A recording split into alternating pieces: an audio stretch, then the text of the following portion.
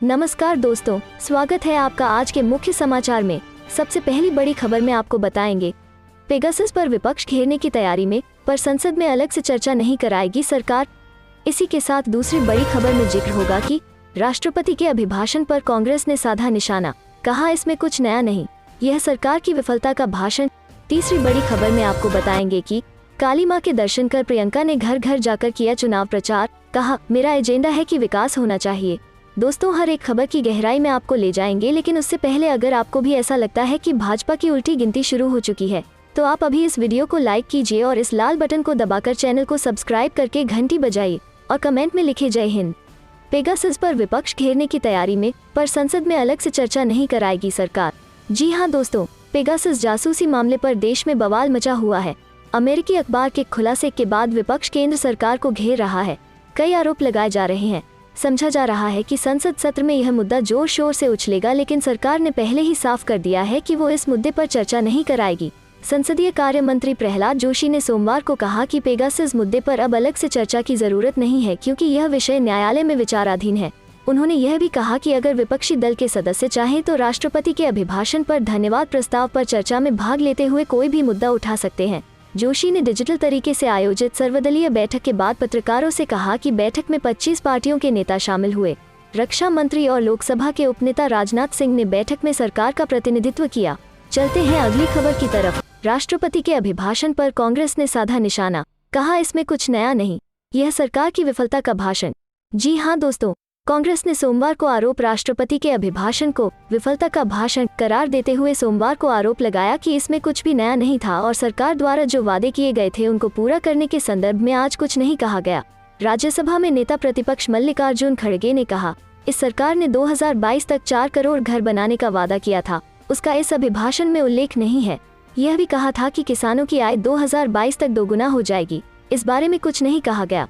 श्रम से जुड़े काले कानूनों के बारे में भी कुछ नहीं कहा गया। अनुसूचित जाति और अनुसूचित जनजाति के बच्चों के लिए छात्रवृत्ति बढ़ाने को लेकर जो वादा किया गया था वो नहीं किया। उन्होंने आरोप लगाया, पहले जो भी वादे किए गए थे उनको पूरा नहीं किया गया। केंद्र सरकार में कई पद खाली है, रेलवे की नियुक्तियों में धांधली हो गई, उस बारे में कुछ नहीं कहा गया है। इस भाषण में कुछ नया नहीं है, यह सरकार की विफलता का भाषण था। कांग्रेस नेता मनीष तिवारी ने ट्वीट किया, चीन पाकिस्तान के दोहरे मोर्चे के हालात पर कुछ नहीं कहा गया। नागालैंड में नागरिकों की हत्या के बारे में कोई अफसोस नहीं जताया गया। जम्मू कश्मीर के पूर्व राज्य का दर्जा बहाल करने की कोई घोषणा नहीं हुई। अफगानिस्तान पर तालिबान के कब्जे का भारत पर पड़ने वाले असर पर कुछ नहीं कहा गया। कोविड की दूसरी लहर में हुई मौतों को लेकर कोई माफी नहीं मांगी गई।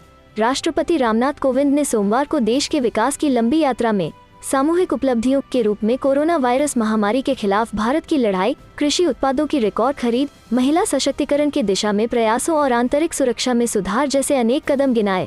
संसद के बजट सत्र के पहले दिन केंद्रीय कक्ष में दोनों सदनों की संयुक्त बैठक को संबोधित करते हुए राष्ट्रपति ने अगले महीने विधानसभा चुनाव वाले राज्यों में सरकार की पहलों का उल्लेख करते हुए गोवा में मुक्ति संग्राम के योद्धाओं के स्मारक के उद्घाटन, उत्तराखंड के जोलिंगकोंग जैसे दूरस्थ गाँव को आधुनिक सड़क से जोड़ने, उत्तर प्रदेश के गौतम बुद्ध नगर में देश के सबसे बड़े हवाई अड्डे के निर्माण से लेकर संघर्षग्रस्त अफगानिस्तान से पवित्र गुरु ग्रंथ साहिब के 2 स्वरूपों को सुरक्षित भारत लाए जाने जैसे कदमों को रेखांकित किया।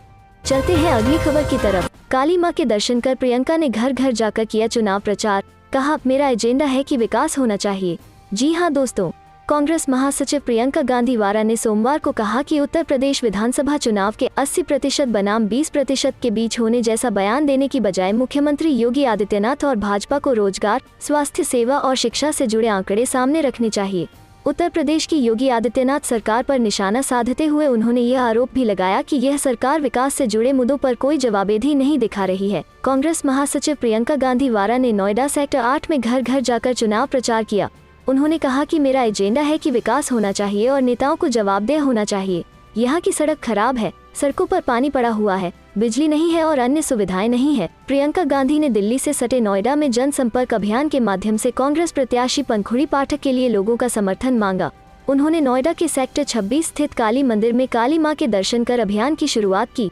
स्थानीय निवासियों से बातचीत के दौरान प्रियंका ने कांग्रेस शासित छत्तीसगढ़ की मिसाल दी। इस बातचीत के दौरान आवास खरीदने वालों के मुद्दे हावी रहे। छत्तीसगढ़ के मुख्यमंत्री भूपेश बघेल के साथ अपनी बातचीत का उल्लेख करते हुए कहा कि कोई भी मुख्यमंत्री अपने राज्य के लोगों की समस्याओं को अवगत होता है। प्रियंका गांधी ने कहा कि उन्होंने बघेल हमसे कहा कि अगर व्यापारियों का कोई समूह है तो उन्हें उनसे मिलना होगा और उनकी चिंताओं को दूर करना होगा, लेकिन उत्तर प्रदेश में ऐसा नहीं होता है क्योंकि वे जाति और धर्म की राजनीति करते हैं। उनकी कोई जवाबदेही नहीं है, इसलिए आप सभी की अनदेखी की जा रही है। उन्होंने जोर देकर कहा कि नौकरियों, शिक्षा, स्वास्थ्य और महिला सुरक्षा के बारे में बात करने की जरूरत है। कांग्रेस महासचिव ने कहा कि वे 80% बनाम 20% की बात करते हैं। हम कहते हैं कि उन नौजवानों के बारे में बात करिए जिनके पास नौकरी नहीं है, शिक्षा के बारे में बात करिए। यह बताइए कि शिक्षा एवं स्वास्थ्य के लिए आपने कितना बजट दिया है। यह जानकारी दीजिए कि कोविड महामारी के दौरान आपने कितने पैसे खर्च किए। उन्होंने कहा कि लोगों को राजनीति के इस तरीके में बदलाव करना होगा। चलते हैं अगली खबर की तरफ। किसान नेता राकेश टिकैत ने फिर मोदी सरकार पर साधा निशाना, कहा किसानों से किया धोखा। जी हां दोस्तों, किसान नेता राकेश टिकैत ने एक बार फिर केंद्र की नरेंद्र मोदी सरकार पर निशाना साधा है। उन्होंने आरोप लगाते हुए कहा कि मोदी सरकार ने पिछले साल 3 कृषि कानूनों को वापस लेने के अपने वादों को पूरा नहीं किया है। कुएप देश के किसानों के साथ वादा खिलाफी कर किसानों के घाव पर नमक छिड़कने का काम किया गया है। किसानों के साथ हुए इस विश्वासघात से यह स्पष्ट है कि देश का किसान एक लंबे संघर्ष के लिए तैयार रहे। राकेश टिकैत ने घोषणा करते हुए कहा कि सोमवार को विश्वासघात दिवस के रूप में मनाया जाएगा। उन्होंने भारत के एकमात्र बहुभाषी माइक्रो ब्लॉगिंग प्लेटफॉर्म कुप पर उन्होंने शुद्ध हिंदी में पोस्ट किया। अपने वादों से पीछे हटकर सरकार ने किसानों के घावों पर नमक छिड़का है। यह विश्वासघात स्पष्ट करता है कि भारत के किसानों को चाहिए एक लंबे और कठिन परिश्रम के लिए तैयार रहो। वहीं अपनी बात को रेखांकित करने के लिए किसान नेता ने हैशटैग विश्वासघात दिवस का इस्तेमाल किया। बता दें कि नवंबर 2021 में पीएम मोदी ने घोषणा की थी कि किसानों के लंबे आंदोलन के बाद केंद्र 3 विवादास्पद कृषि कानूनों को वापस लेगा। चलते हैं अगली खबर की तरफ। उत्तर प्रदेश में विधानसभा चुनाव की सरगर्मियां तेज है। जी हां दोस्तों, इस बीच कांग्रेस महासचिव प्रियंका गांधी वारा चुनाव प्रचार के लिए नोएडा पहुंची। प्रियंका ने अपने घर घर चुनाव प्रचार अभियान के दौरान नोएडा के काली बाड़ी मंदिर में पूजा की। उन्होंने कई समूहों से भी बातचीत की। इस दौरान उन्होंने नौकरियां देने को लेकर अन्य विपक्षी दलों पर हमला बोला। प्रियंका गांधी कांग्रेस कैंडिडेट पंखुड़ी पाठक के लिए प्रचार करने नोएडा पहुंची थी। कांग्रेस महासचिव प्रियंका गांधी वारा ने अपने घर घर चुनाव प्रचार अभियान के दौरान नोएडा के काली बाड़ी मंदिर में पूजा की। जैसे जैसे पहले चरण का चुनाव नजदीक आ रहा है, प्रियंका गांधी ने अपनी सक्रियता को बढ़ा दिया है। प्रियंका गांधी कांग्रेस कैंडिडेट पंखुड़ी पाठक के लिए प्रचार करने नोएडा पहुंची। यहां उन्होंने सबसे पहले सेक्टर 26 काली बाड़ी मंदिर में पूजा अर्चना की। इसके बाद उन्होंने स्थानीय लोगों से मुलाकात की। इसके बाद डोर टू डोर कैंपेन किया। कैंपेन के दौरान प्रियंका ने स्लम एरिया के लोगों से बातचीत की और कहा कि पार्टी सकारात्मक सोच से राजनीति करती है। इसके साथ प्रियंका ने कहा कि लड़की हूँ, बालक शक्ति हूँ नारे के तहत महिलाओं के एक समूह के साथ अलग से बातचीत की। डोर टू डोर प्रचार के दौरान प्रियंका गांधी ने नोएडा के सेक्टर 8 इलाके में दिव्यांगों की समस्या भी सुनी।